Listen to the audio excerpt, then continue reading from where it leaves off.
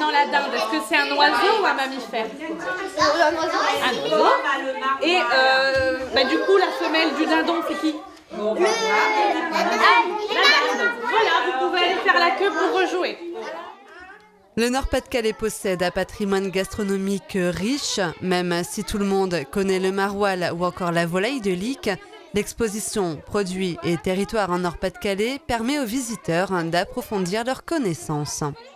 Alors ça permet en fait de découvrir donc, les produits de la région Nord-Pas-de-Calais, la saisonnalité des produits ainsi que la forme en fait d'un produit, par exemple le maroilles s'il a une forme carrée, si l'endive a une forme plus allongée. Ça permet aussi de découvrir l'endroit exactement où a été fabriqué le produit. La gastronomie française est aujourd'hui considérée comme un patrimoine mondial et immatériel reconnu à l'UNESCO. Il est donc important pour les jeunes et les moins jeunes de découvrir la gastronomie du coin. Avec quel instrument, quelle machine on fait des gaufres, un ingrédient pour faire les gaufres et me dire si les gaufres c'est salé ou sucré. Sucré. L'exposition est ouverte à tous jusqu'au 30 septembre à l'Office de tourisme de Gravelines. En quelle saison le beurre est-il le meilleur? Le printemps. Voilà, c'est bien. Bonne année, gars. L'église de Bourbourg accueille l'exposition Les 500 ans d'urbanisme de l'îlot Saint-Jean-Baptiste. 28 panneaux racontent l'histoire de l'îlot accueillant l'église de Bourbourg, avec ses constructions, ses destructions et même les projets avortés. Il s'agit simplement de retracer sur presque 500 ans, exactement 460 ans, d'histoire de l'urbanisme de cet îlot de construction qui est autour de l'église Saint-Jean-Baptiste. Alors cette histoire, elle démarre pour nous au plus ancien document, celui qui est derrière moi de 1551, c'est une carte de M. Jacques de Ventaire, qui nous montre très clairement qu'il y avait un début de construction autour de cette église. Et qu'il y avait aussi ce qu'on appelle le Kerkhof. Le Kerkhof, c'est l'ensemble du jardin de Monsieur le curé. On va parler de toutes ces maisons qui entouraient l'église, et puis bien sûr le cimetière qui entourait partiellement l'église. On voyage au travers des siècles comme ça sur toutes les grosses modifications qui ont été faites sur cet îlot, son évolution, et qui, je pense, sur le plan historique de Bourbourg, amène pas mal d'explications à tous les Bourbourgeois, à toutes les Bourbourgeoises bien sûr aussi, mais aussi à tous ceux qui sont intéressés à l'histoire et qui, voilà. L'inauguration de cette exposition, qui se déroulera ce vendredi 18 septembre à 17h, sera le point de départ des Journées européennes du patrimoine à Bourbourg. Ça s'accompagnera à 18h30 au SIAC d'une conférence, pareil, liée autour du patrimoine et notamment autour d'une figure emblématique très présente ici aussi à Bourbourg qui est Edmond de Coussemaker. Donc ça va durer jusqu'à 19h30 et ça sera suivi le soir dans le Cœur de Lumière, ici donc dans l'église, par un concert de musique classique qui est le concert des Mélodies Russes qui sera proposé à 20h30.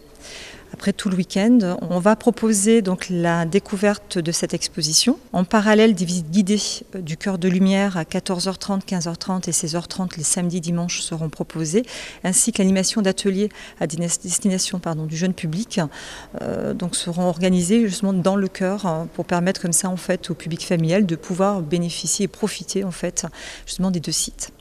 L'exposition sera visible jusqu'au 1er novembre. L'association Part de Mémoire a également édité un fascicule mémoire consacré à l'exposition. Il sera disponible dès la cérémonie d'inauguration.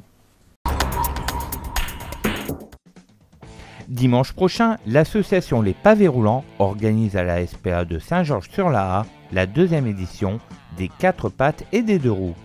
Un événement festif et convivial avec à la clé beaucoup d'animations pour les petits et les grands. Au programme de nombreuses choses. Il y aura tout d'abord des baptêmes en moto, trike, donc des balades. Il y aura un barbecue géant, une buvette. Il y aura aussi les poneys. Il y aura le concert du groupe Spleen, des danseurs du groupe de country de Gravelines. Il y aura aussi des stands de vente sur le thème de la moto et des ventes aussi sur le thème des animaux. Donc du matériel matériel animalier. Il y aura aussi le défilé de chiens, car la dernière fois ça a extrêmement bien marché, ça a plu. Donc on va faire le défilé de chiens 2 fois dans la journée. Il y aura aussi la présence du centre Psychotoc Passion, monsieur Delru Ludovic, qui viendra faire une démonstration de secourisme canin. Il y aura un tatoueur sur place, il y aura beaucoup de stands, beaucoup d'animations. L'événement se déroulant toute la journée de 10h à 19h, tout est prévu pour se restaurer afin de bien pouvoir profiter de la journée. Il y aura le barbecue qui là sera payant, avec un système aussi de menus. Si les gens préfèrent prendre des menus, il y aura des sandwichs, des chips, des boissons, des desserts. Il y aura aussi une grande tombola qui là sera payante. Donc c'est des tickets tombola au tarif de 2 € avec de nombreux lots à gagner. Les gens peuvent venir passer un bon moment, se détendre et venir visiter nos locaux et rencontrer nos chiens et chats et chatons à l'adoption. Cet événement est un bon moyen de connaître un peu plus l'association des motards gravinois, mais c'est surtout l'occasion idéale d'agrandir votre cercle familial avec un compagnon à 4 pattes. Une centaine de judokas se sont retrouvés au dojo de Sportica pour un entraînement de masse. Avec la présence de compétiteurs des clubs de Wascal, Houplines, Coudekerque, Dunkerque, Gravelines et l'équipe nationale belge senior et junior, le dynamisme du club gravinois depuis la nouvelle équipe en place pour sa 3e saison ne fait aucun doute. C'est un club qui est très jeune mais à la fois très dynamique, qui part sur beaucoup de projets, orienté à la fois sur le judo éducatif, sur le judo éveil mais aussi sur le judo compétiteur. Donc c'est un club qui bouge, qui se fait parler de lui, que ce soit sur le littoral ou sur la commune et aussi bien au-delà du département, de la région et le niveau national. Donc je pense que c'est vraiment sa mobilité, son dynamisme qui caractérise ce club.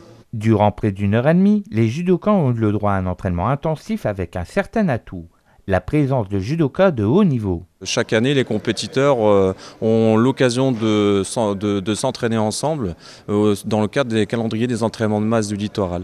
Et cette année, on a la chance, par rapport aussi à l'année dernière, d'accueillir l'équipe nationale de Belgique. Donc je pense que les Belges ont compris qu'il y avait de la qualité à la fois chez les judokas, mais aussi à la fois sur l'équipement gravelinois. Donc on a le bonheur de les recevoir ce soir. Ils seront une quarantaine, avec les meilleurs seniors garçons-filles et les meilleurs juniors garçons-filles. Pour certains, ils ont fait les championnats du monde qui ont eu lieu à Astana au Kazakhstan il y a quelques semaines. Pour les membres des clubs présents, se mesurer à des judokas de haut niveau n'est pas uniquement un excellent moyen de se préparer à des compétitions. Ce que ça leur apporte, c'est d'une part c'est l'envie de voir les gens d'équipe nationale évoluer à côté d'eux, puisque les Belges ont vraiment un judo de très grande qualité. Normalement, ça doit motiver les jeunes à essayer d'atteindre cette performance, cette excellence. C'est vraiment le moyen de s'entraîner au plus haut niveau. Pour les personnes intéressées, il est toujours possible de s'inscrire durant les horaires d'entraînement et de cours que l'on peut retrouver sur la page Facebook de Gravelines Judo ou à l'accueil de Sportica. Les motards ont des valeurs de solidarité, des valeurs qui se sont ressenties lors de la fête de la moto. Les Bouffroutes, associations organisatrices, ont convié les rescapés pour les aider à financer leurs projets humanitaires. Elle recherche du mécénat, du partenariat, des sponsors, de l'aide financière, enfin tout ce qu'il est possible. Et donc elle se démène bec et ongle pour trouver des sous, le moindre euro compte. Et quand on les a vus à la brocante de la Méronnerie essayer de boucler leur budget, on s'est dit il faut qu'on les aide un peu. L'objectif déjà c'est de nous faire connaître. Et puis alimenter notre cagnotte qui évolue en fait tous les jours, tous les mois, grâce en fait aux événements auxquels on organise et on participe. Et puis les sponsors qui nous suivent, qui nous ont déjà donné pour atteindre aujourd'hui la moitié de notre objectif d'inscription. Les rescapés ont besoin de beaucoup d'argent. Rien que l'inscription est de 17 000 € sans compter les autres frais. Dans ça n'est pas compris l'essence, tout ce qui va être problème mécanique. Donc si on est amené à crever, etc., le pneu, il faut le changer. S'il y en a qui ont cassé la clim dans la voiture, enfin voilà, parce que c'est de la location. On ne part pas avec un véhicule. Comme ça, en Argentine, le transport serait trop coûteux. Donc du coup, on a toute cette responsabilité. Mais également, comme il y a tout le but humanitaire derrière qui est d'aider une fondation d'équinothérapie en Argentine. Donc l'objectif, c'est aussi de venir alimenter ça. Sinon, juste faire un rallye, on s'inscrit dans une agence de voyage et puis on prend un 4x4 pendant 6 jours et on y va. Il reste 7 mois avant le début du trophée Rose des Andes. Si vous souhaitez les soutenir, vous pouvez consulter leur page Facebook. Un lien vous guidera vers le site participatif Litchi, une cagnotte qui a grimpé ce week-end grâce à la fête de la moto. Les Bouffroutes leur ont reversé les entrées des structures gonflables.